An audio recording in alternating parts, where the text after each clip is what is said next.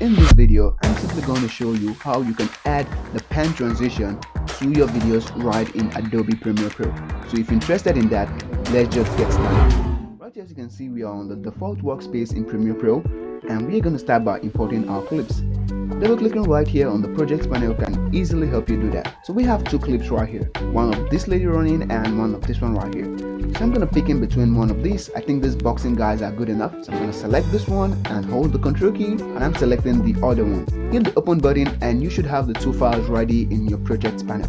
What I can do right now is that I can drag both of them and put them on the timeline right here, and we should have a simple sequence for us. Looking at this, you can see that we have a simple boxing like this. So first of all, it's of the two of them this way, and also we have this. So we're simply going to add the pen transition to this stuff. So in order to do that, let's simply first of all head over to the middle of our clip. We're simply going to zoom in a little bit on that clip, and the next thing is that we are going to create an adjustment layer where we want to apply the transitions to. So to do that, I'm simply going to click on this one right here, the new item button, and I'm going to click on it and say adjustment layer right here.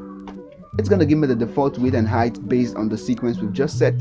So I'm going to click OK. Now we have a blank adjustment layer right here. I'm simply going to drag that and put that right here on the timeline. So from there, we have this right here. Holding the Alt key, you can simply zoom in on those two things right here, or the two clips right here. And we want this to stay in the direct center. So now we can hold the Shift key and click on the left arrow key once. That will help us skip 10 frames. We're going to click on it again 2 times and 3 times, so we have 30 frames on that side. We're simply going to drag our adjustment layer to that area. I'm simply going to do the same thing on the right side of the clip. So this time we're going to go 6 times. 1, 2, 3, 4, 5, and 6. Now we have 30 frames on each part of the clip. And what we simply want to do at this point is to head over to the cut tool right here, or the razor tool, click on it and hit the cut option on that point. Next, I'm going to take the pick tool or the selection tool, click on the end of the adjustment layer, which we don't need, and just hit the delete key on the keyboard to delete that one.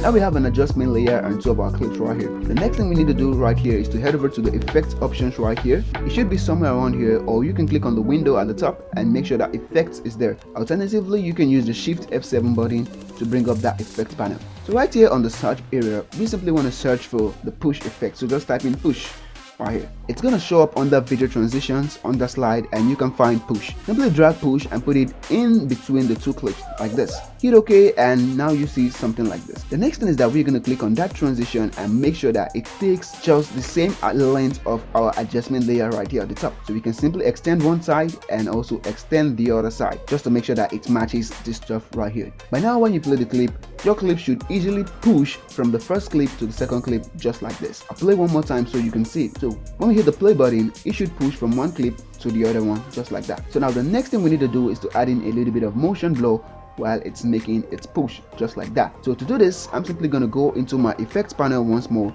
and I'm going to search for the directional blur. We can simply drag that and add it to our adjustment layer. Now it's going to create some kind of blurriness for us, but first right here in our direction, we want this to be somewhere around 90 degrees so that it's going to face this way. And since we're pushing from this side, we want the directional blur to go from this side also to this side. So now we can increase the blur length right here. Similarly, I like putting mine somewhere around a 90 degree right there, or somewhere around 90 right here. Now that will make sure you have enough blur for your animation right there. So the next thing we simply want to do is that we want to animate this blur. It should come in a little bit earlier, and also at the middle of everything it should be more faster than the end. So to do that, I'm simply going to create a keyframe right here at the beginning. So for this, first of all, I'm going to create that keyframe button, and I'm going to drag that keyframe somewhere close to the middle. Don't worry, we'll place that in the middle later on.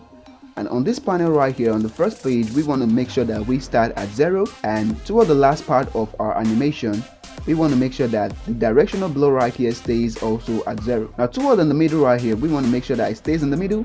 Now the next thing we need to do is to offset this animation and add in some smooth curves to this animation. To do that, we simply want to click on this kind of like a bracket right here, click on it to open up the curves, and I'm simply going to increase the size of this panel right here so you can see something like this. So what we want to do at first is that we want it to go as fast as possible towards the middle. Likewise, on this same part, we're going to click on the other keyframe right here, and we want to make it as fast as possible on this part. So we simply want to drag it backward a little bit. So as you can see, we have the sliders right here. Before, it was a little bit hiding on this part, so we can simply drag this slider right here and push it toward the middle. So we want it to be as fast as it can be right here in the middle of the screen. Also, we can shrink down this ones so that it doesn't take up all those kind of free animations we have. So when you do this, you have a simple good animation like this. Now we can close that up and minimize this panel. And there is it, guys. We have this animation or this push transition added to our clips. So that's all it takes to create that simple push transition. If you like this video, make sure you give me that like down below, and also hit the subscribe button down below to be part of the family. Also, check this video right here on the screen to see how you can actually reverse a clip right in Adobe Premiere Pro. Thank you for watching, and I'll see you next time. Peace.